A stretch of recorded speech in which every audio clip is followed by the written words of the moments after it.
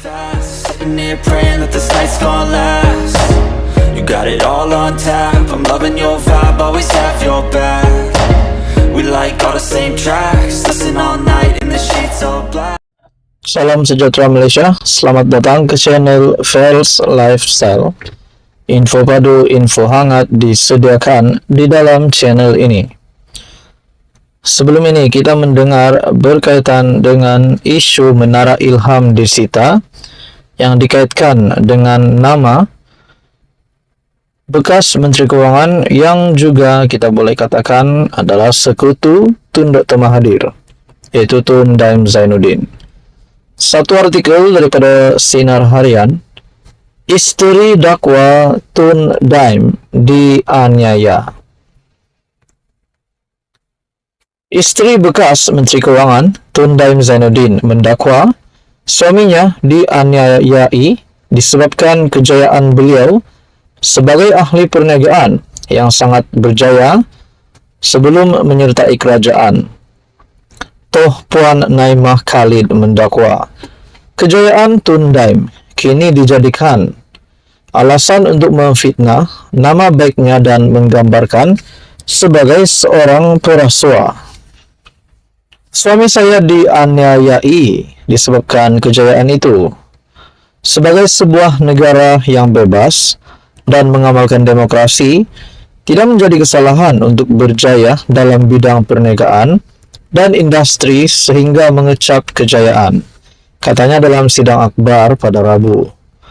Beliau hadir ke pejabat Suruhanjaya Pencegahan Rasuah Malaysia SPRM bersama dua anaknya untuk memberi keterangan bagi membantu siasatan berhubung isu rasuah membabitkan suaminya.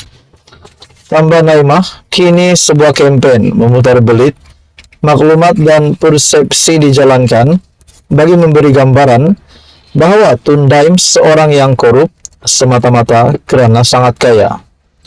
Ia sesuatu yang tidak munasabah dan tidak masuk akal.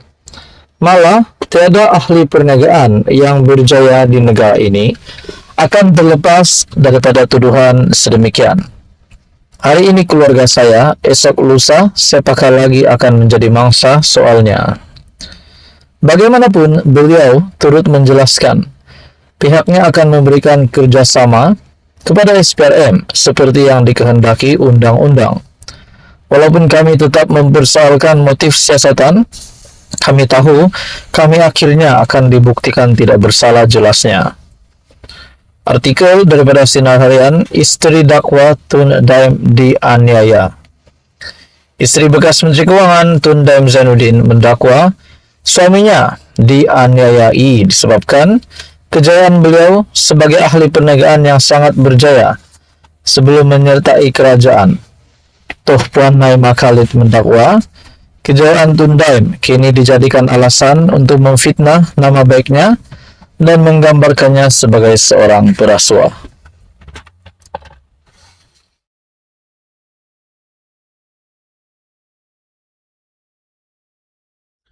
Halo semua, salam sejahtera Malaysia. Selamat datang ke channel Fels Lifestyle. Nah, tuan-tuan dan puan, sebelum ini kita mendengar berkaitan dengan pengumuman dari pemimpin Perikatan Nasional. Nah, kita mendengar Muhammad Sanusi, MB Kedah, Menteri Besar Kedah, yang menyatakan bahawa PN sudah cukup kerusi. Tapi di dalam komen yang lain, pandangan yang lain, pemerhati-pemerhati politik juga berkata, kalau cukup kenapa tidak buktikan? Nah, itu persoalan yang menjadi keutamaan kita pada waktu ini. Benarkah PN sudah mempunyai kerusi yang cukup? Bahkan sebelum ini blogger Raja Petra yang berkata 120 SD telah mengeluarkan senarai dan pada akhirnya satu ahli parlimen dari Sabah membuat pengakuan berkaitan dengan SD ini, dan ini pasti menutup mulut ataupun menutup persoalan-persoalan di mana Armizan yang berkata tidak menandatangani SD. Artikel dari Malaysia Kini, kata Armizan, saya tak tanda tangan SD. Ahli Parlimen Gabungan Rakyat Sabah, Armizan Muhammad Ali menegaskan bahwa dia tidak pernah menandatangani akuan berkanun SD untuk menjatuhkan pentadbiran Perdana Menteri Anwar Ibrahim. Saya tidak pernah tanda tangan apa-apa akuan berkanun dan tidak ada siapa dekati saya pun untuk tanda tangan SD. Nah, dengan kenyataan begini saja daripada Armizan sudah menunjukkan bahwa berita SD sudah cukup itu adalah palsu. Nah, di dalam perkembangan yang lain, penulis blog kontroversi Raja Petra mendakwa pembangkang berjaya memperoleh 120 SD untuk menjatuhkan pentadbiran Anwar. Bagaimanapun, semakan terhadap dakwaan oleh penulis blog terbabit dan dokumen yang dipegangnya mendapati terdapat percanggahan yang menjadi persoalan.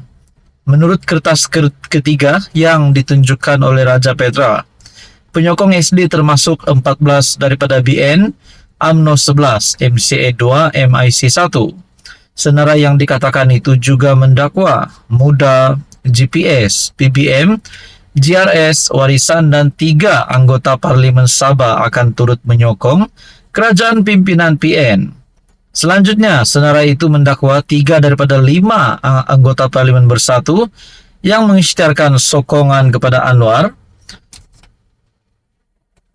telah menarik balik sokongan, menjadikan pembangkang mempunyai 123 sokongan. Bagaimanapun Armizan berkata, sentimen sedemikian tidak patut lagi dimainkan kerana ia hanya akan merencatkan langkah negara menuju kemajuan. Bagi saya cukup-cukuplah. Kita tidak perlu diskusikan perkara ini. Kita perlu gunakan masa yang ada untuk digunakan sepenuhnya bagi meneruskan agenda yang disasarkan. Sebagai pemimpin dari Sabah, saya fikir keprihatinan kita adalah kita melihat kepimpinan kerajaan perpaduan sedia ada telah memberikan komitmen yang amat tinggi dan macam-macam perancangan antara kerajaan perpaduan dan kerajaan negeri yang telah digariskan untuk menangani isu ini. Jadi bergeraklah ke depan, selesaikan tempoh kerajaan yang sedia ada, selesaikan agenda yang telah diatur untuk kepentingan rakyat dan sebagai GRS untuk kepentingan Sabah itu sendiri. Saya amat setuju dengan kenyataan daripada Armizan. Kita fokus apa yang ada sekarang, kita fokus apa yang ada di hadapan. Bukannya sibuk nak jatuhkan kerajaan hari ini. What is the point? What is the point? Apa poin utama untuk menjatuhkan kepimpinan kerajaan hari ini? Takkanlah kita nak mengundi balik. Sedangkan PRU 16 yang sudah ditetapkan dijangkakan akan diadakan pada 2027. Nah, saudara-saudara, apa komen Anda? Teruskan bersama di dalam channel ini untuk info yang seterusnya.